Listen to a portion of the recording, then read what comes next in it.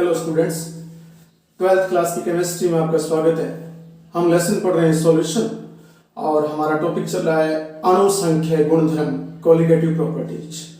और इसमें colligative properties में लास्ट जो प्रॉपर्टी है वो हम पढ़ रहे हैं परासरण दाब। और परासरण दाब में हमने विसरण और परासरण को परिभाषित किया था। अब हम बात करते हैं परासरण दाब की, ऑस्मोटिक प्रेशर की। तो एक डायग्राम आप देखिए और उसके माध्यम से हम एक डेरिवेशन करेंगे, और तब ये जरूरी था।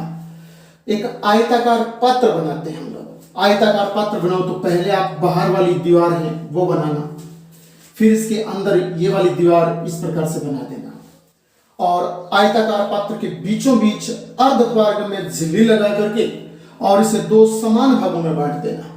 आयताकार पात्र के बीचों बीच एक अर्धपारगम्य झिल्ली, सेमी परमिएबल मेम्ब्रेन लगा करके और इस पात्र को दो समान भागों में बांट देना। और अब ऐसे करना है कि एक भाग यानी ए वाले भाग में विलायक भर लीजिए। वो कोई जरूरी नहीं, आप विलायक उधर भर सकते हो तो इधर विलियन आ जाएगा, और विलायक इधर तो उधर विलियन आ गया। ए वाला भाग है इसमें विलायक भर देंगे, और यहाँ बी पार्ट है इसमें हम विलियन भर देंगे। और इनके ऊपर ध्यान देना, यहाँ पिस्टन लगा देंगे दाब को नियंत्रित करने हेतु। ऊपर नीचे खिसकाने के लिए पिस्टन यहाँ P1 बोलूंगा और वो वाला पिस्टन P2 बोलूंगा, जो कि दाब घटने बढ़ने के साथ ऊपर नीचे होते रहते हैं। तो अब जब हम इस पात्र में इस प्रकार से अर्धपारगम्य में झिल्ली लगा करके यहाँ विलायक भर देंगे, यहाँ विलियन भर देंगे और पिस्टन लगा देंगे, तो थोड़ी देर बाद हम देखेंगे कि जो विलायक के अणु है वो, ये विलायक के अणु है, ये अर्धपारगम्य झिल्ली में से होकर के और विलियन की ओर जाएंगे। और विलियन की ओर जाएंगे तो विलियन का पर दाब बढ़ेगा, विलियन के अणुओं पर दाब बढ़ेगा। दाब बढ़ने से पिस्टन ऊपर की ओर खिसकेगा और ये वाला पिस्टन नीचे की ओर आएगा, क्योंकि विलायक के अणु अर्धपारगम्य झिल्ली में से होकर के विलियन की ओर जा रहे हैं। तो विलियन के ऊपर लगा पिस्टन तो ऊपर की तरफ बढ़ेगा, यानी यहां तो दाब बढ़ेगा और यहां दाब घटेगा। तो ये पिस्टन नीचे आएगा विलायक वाला, और विलियन वाला पिस्टन ऊपर की तरफ बढ़ेगा। अब इस कंडीशन को हम जब इस प्रकार से यूं परिभाषित कर देंगे तो लास्ट में हम देखेंगे कि ये जो P2 अर्थात पिस्टन ऊपर की तरफ बढ़ा था, ये दाब के कारण बढ़ा था। अब इस पर हम वापस ऊपर की तरफ से दाब लगाकर विलियन पर और इस पिस्टन को इसके बराबर लाने की कोशिश करें, तो कहने का अर्थ हमें P2 पर दाब लगाना पड़ेगा, अर्थात पिस्टन को नीचे की तरफ दबाना पड़ेगा, दाब लगाना पड़ेगा विलियन पर, तो जाकर के विलियन के अणु वापस अर्धपारगम्य झिल्ली में से होकर के विलायक में आएंगे और ये पिस्टन वापस ऊपर की तरफ आएगा।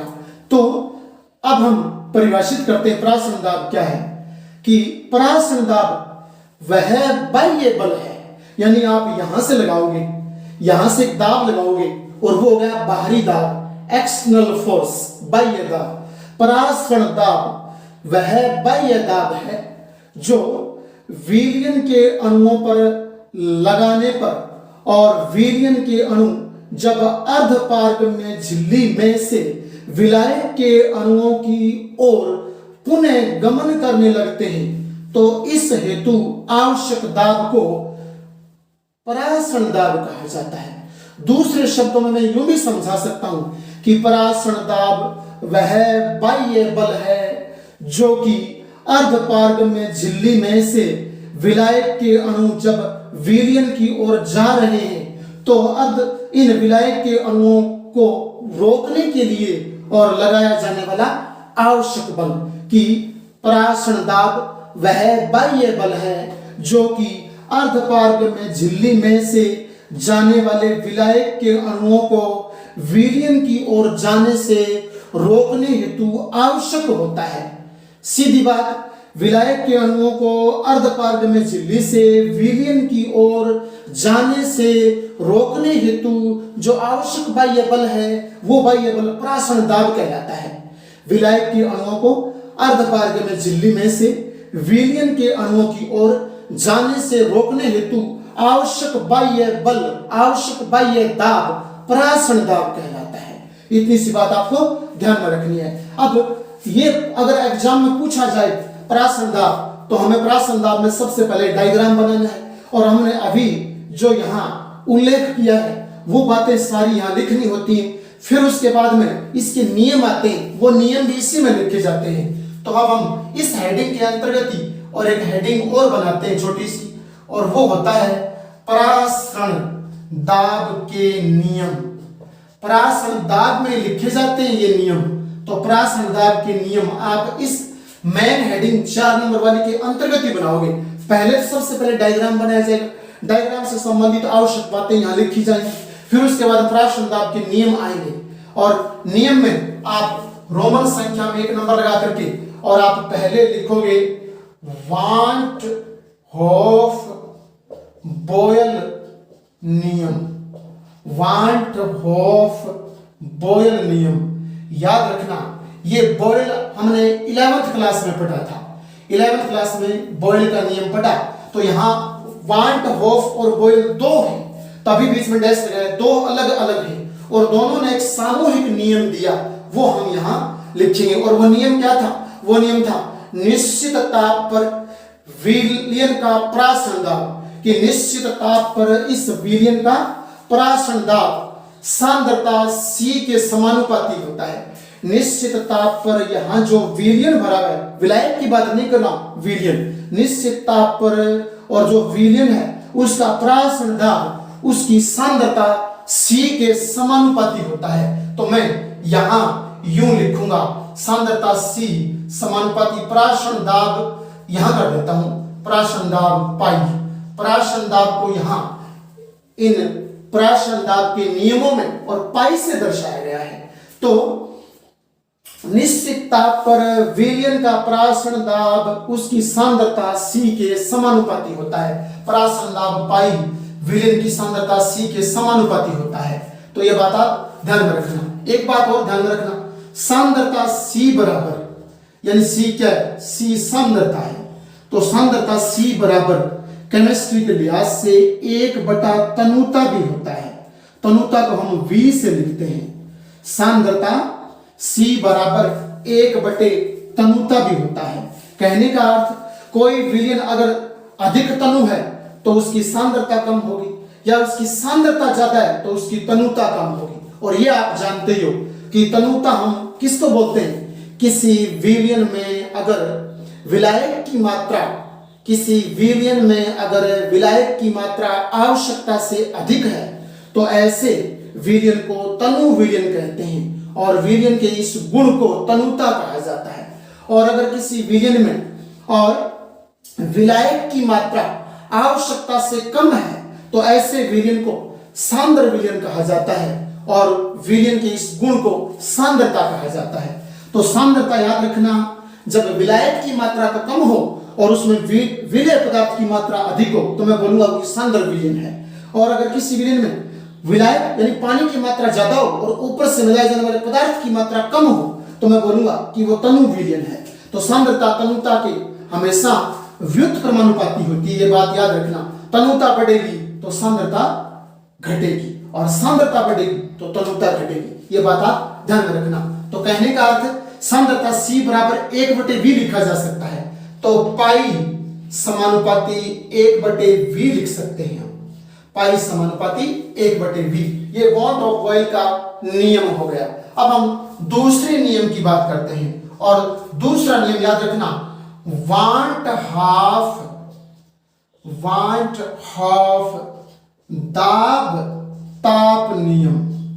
वांट हाफ दाब ताप नियम। और इस नियम के अनुसार आप याद रखना कि मतलब निश्चित सांद्रता और तनुता पर, निश्चित सांद्रता और तनुता पर विलयन का परासरण दाब उसके परम ताप के समानुपाती होता है। निश्चित ताप और निश्चित सांद्रता पर और तनुता और बोलना, निश्चित ताप है, निश्चित सांद्रता है, निश्चित ही तनुता है, उस पर किसी विलयन का परासरण दाब उसके परम ताप के समानुपाती होता है।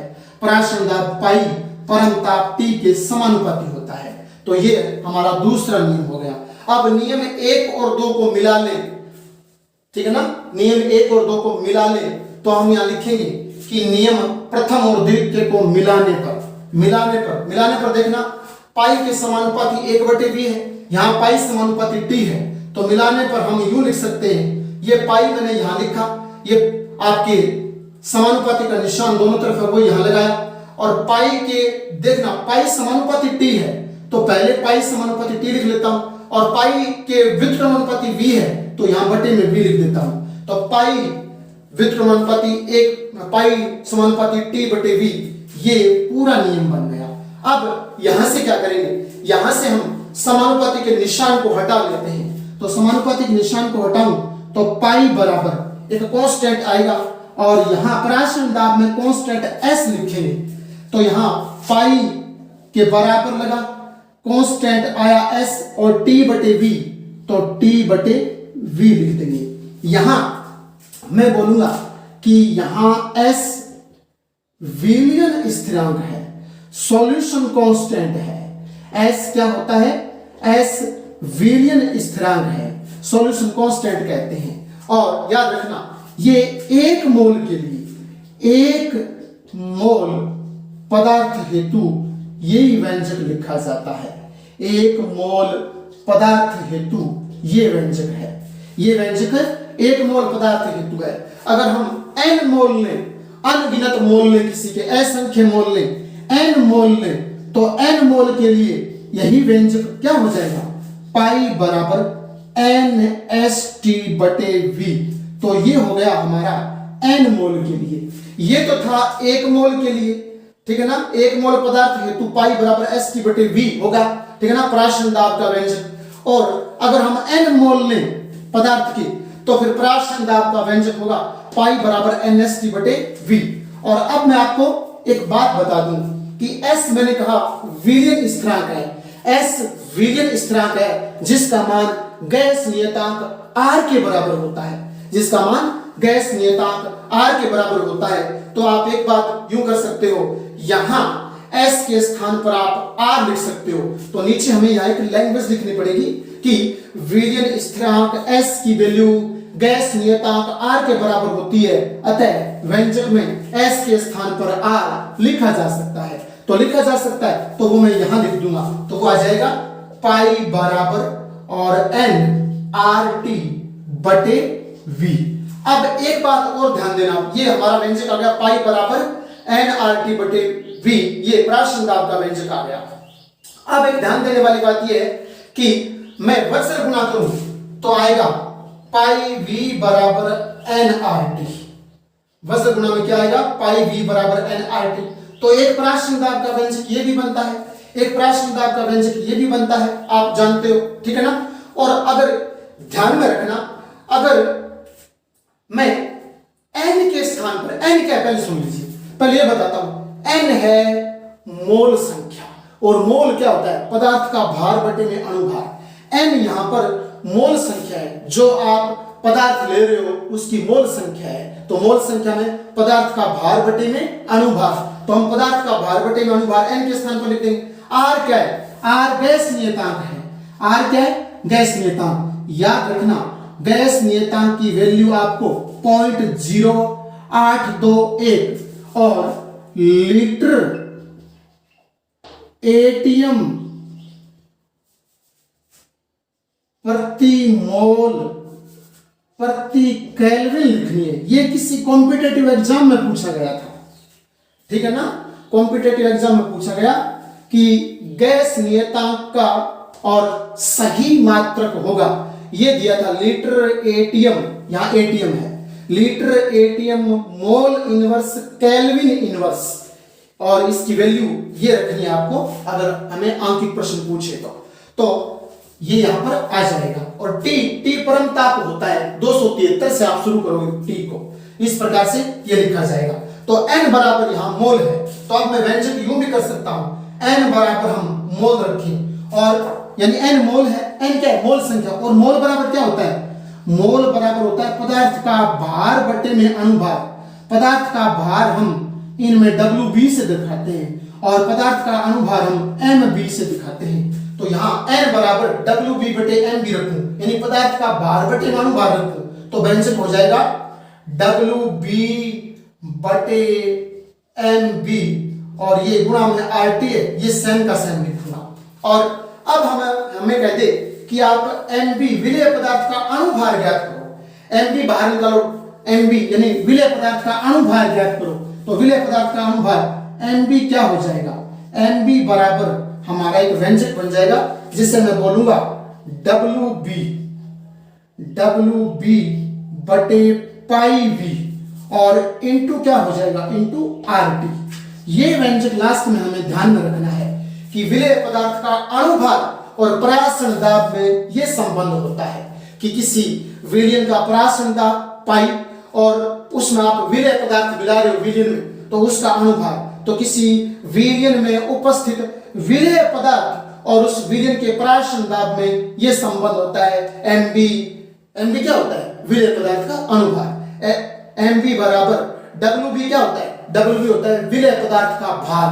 ये विलेय पदार्थ का अणुभार, ये विलेय पदार्थ का भार और पाई, हम पाई मतलब परासरण दाब है तो वैल्यू दी हुई होगी, और V विलयन का आयतन, V पर यहां पर क्या बोलोगे, विलयन का आयतन, R गैस नियतांक, T परमता। इस प्रकार से हम और इसको हल कर देंगे। परासरण दाब पर एक अंकित प्रश्न देखिए। 27 डिग्री सेंटीग्रेड ताप पर यूरिया के M/10 यानी मोलर, यहां मोल मात्रा है, M लिखा है, मोलर बाई 10 यानी 1 मोलर बाई 10 विलयन का परासरण दाब ज्ञात कीजिए। तो यहां विलयन की जो मात्रा है, ठीक है ना, पदार्थ की मात्रा, सॉरी पदार्थ की मात्रा, वो तो M/10, ये में मात्रा मतलब सांद्रता, और टेम्परेचर 27 डिग्री सेंटीग्रेड दिया है, परासरण दाब ज्ञात करना है।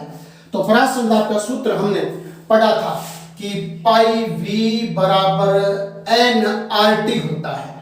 ये मूल व्यंजक आपको याद रखना है। परासरण दाब, अणुसंख्या गुणधर्म परासरण दाब का मूल व्यंजक क्या होता है, पाई V बराबर nRT होता है। ठीक है, इतनी सी बात आपको याद रखनी है। अगर मैं पाई बराबर निकालूं, पाई बराबर परासरण दाब, क्योंकि परासरण दाब को पाई से दर्शाते हैं, तो पाई बराबर निकालूं तो nRT और बटे में V कर दूंगा। अब एक बात ध्यान में रखना, n बटे V, n क्या है, मोल संख्या, पदार्थ की मोल संख्या, और V क्या है, विलयन का आयतन। तो एक बात आप ध्यान में रखना कि पदार्थ की मोल संख्या, पदार्थ मतलब जो ऊपर से मिलाते हो, तो विलेय के मोल बोलूंगा उसे मैं। जो पदार्थ आप ऊपर से मिलाते हो विलायक में, वो हो गया विलेय। तो विलेय के मोल यानी n क्या है, विलेय के मोल, n क्या है, विलेय के मोल, बटे में V क्या है, विलयन का आयतन, V क्या है, विलयन का आयतन, और विलयन का आयतन अर्थात V। तो n बटे V याद रखना, ये सांद्रता होती है, ठीक है ना, इसे सांद्रता बोलते हैं। विलेय के मोल बटे में आयतन, यानी हम अगर विलेय के मोल को आयतन से डिवाइड करें, आयतन से भाग दें, तो वो पदार्थ की सांद्रता होती है, मात्रा होती है। तो फिर यहां n बटे V के स्थान पर C लिखा जा सकता है, तो CRT आप लिख सकते हो। अब हम बात करते हैं इस प्रश्न में, टेम्परेचर 27 डिग्री सेंटीग्रेड है, तो यहां तो T परम ताप लिखा है, जब ये तो कमरे का ताप दिया 27 डिग्री सेंटीग्रेड दिया है, यहां T परम ताप ये केल्विन वाला है, तो आप क्या करोगे, T बराबर आप 27 प्लस 273 और ये टोटल बन गया 300 केल्विन आप यूज करोगे इस परम ताप के स्थान पर।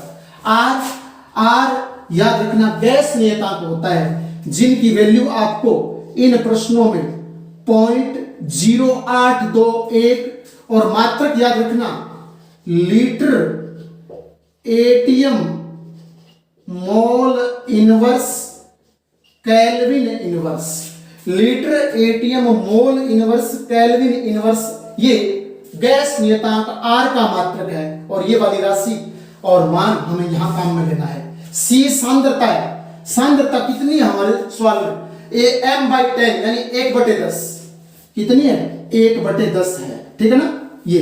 तो अब इस व्यंजक में और हम ये वैल्यू रख देंगे, तो क्या होगा, पाई बराबर तो हमें निकालना है, परासरण दाब तो ज्ञात ही करना है। C कितना है, 1/10, C कितना, 1/10, R कितना है 0.0821, तो 0.0821 इंटू T कितना है 300 केल्विन, तो यहां रख देंगे 300 केल्विन, ठीक है ना।